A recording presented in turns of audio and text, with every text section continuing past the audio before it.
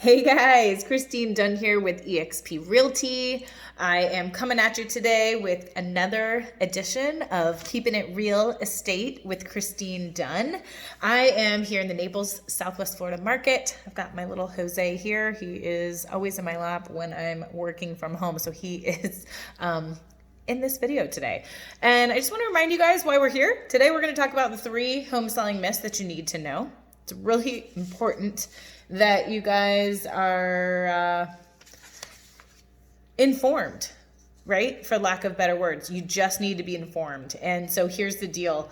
We're going to go into the 3 selling myths you need to know. And the first one is actually referring to automated home evaluations being accurate.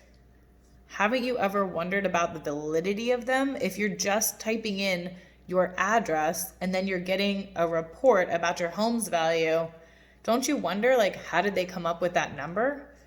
And then if it's high, you get excited. If it's low, you get disappointed. Let's just go ahead and throw it out there that those automated home valuations are not accurate. They're not taking into account the fact that you updated the kitchen, that you've redone the floors, that you have a new roof, a new HVAC system. They're not taking into account that you've got a fresh coat of paint throughout the entire inside and maybe even the exterior, that you just redid all the landscaping and the curb appeal is incredible. The automated home valuations are not going to give you that, but your local real estate agent can, and it's free. Take the time, have your favorite realtor or someone in your area that you know come out, take a look at the property, tell you what it's worth, then you can sleep better and you know it's accurate. So we just busted the first myth that automated home valuations are always accurate, because they're not. Okay, moving on. The second myth. Can you guess what it is? It is, if you don't have an open house, your home won't sell. Busting this myth right now. Open houses do not necessarily sell houses. The National Association of Realtors did a survey in 2017. Yeah. And only 17% of the buyers found the home that they bought through an open house.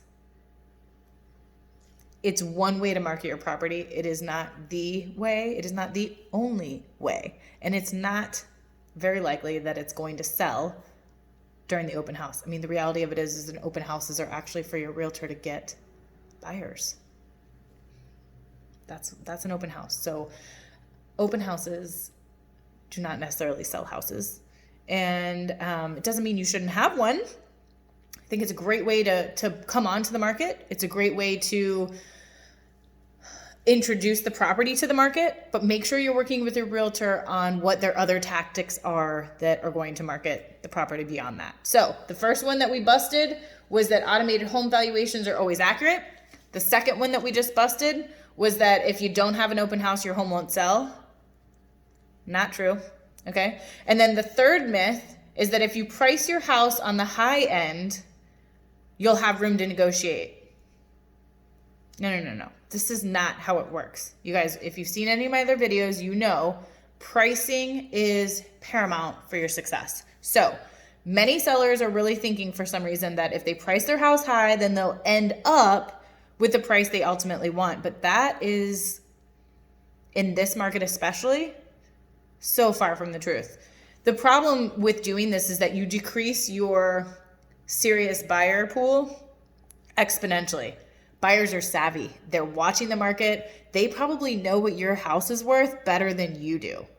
They've been watching the market. They've probably been watching that particular community, and they're just waiting for your property to come on. And when you overprice it, they're immediately saying, well, that seller's not serious. And you're likely going to get less than what you really would have liked. If you price it right in line with the rest of them, you will have more activity, you will likely have more offers, and you will get closer to, if not the exact price that you wanted. When your home hits the market, you want to get as much exposure as possible. And when you price it too high, you eliminate all the serious buyers because they know what's going on. They're paying attention.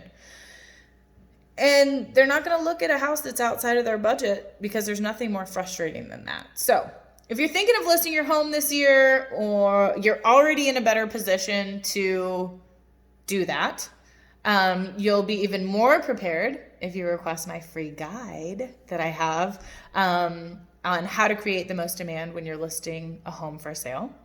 So go ahead and comment on this video. Let me know what you thought. Tag a friend that might be thinking about selling their video. But you guys, I'm all about keeping it real estate here in the Southwest Florida market. Again, my team is all over the country. So if you can't work with me, I bet you I got somebody for you. And thanks for being here. And stay tuned for next week, Thursdays at 10 for Keeping It Real Estate with Christine Dunn, eXp Realty.